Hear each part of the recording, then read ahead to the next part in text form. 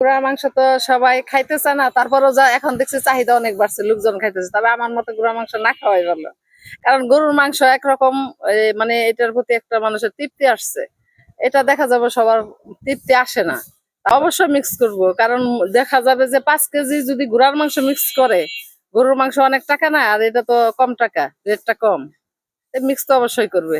ঘোড়ার মাংস আগে খেয়েছেন কখনো? না, এবারই প্রথম। কেমন আপনার অনুভূতি কেমন? ভালো, কিন্তু সিরিয়াল বেশি অনেক। অনেক সিরিয়াল। আমার তো বলে হালাল, এই জন্যই নেওয়া।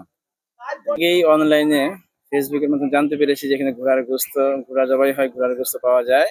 এবং ঘোড়ার গোস্ত যেহেতু সম্পূর্ণ হালাল এবং দামে গরুর গোস্তের অর্ধেকের চাইতেও দাম কম, সেহেতু দেখলাম যে এখানে পর্যায়ক্রমে দাম শুনেছিলাম 250 টাকা, পরের সপ্তাহ 300 টাকা, এই সপ্তাহে আসছি দেখলাম যে 3 কেজি 1000 টাকা। তো আমিও সিরিয়াল অনুযায়ী এখানে 3 কেজি 1000 টাকা সংগ্রহ করলাম। সিরিয়ালটি তো হয় এখন বর্তমানে আমরা 57 নম্বর সিরিয়ালে আছি।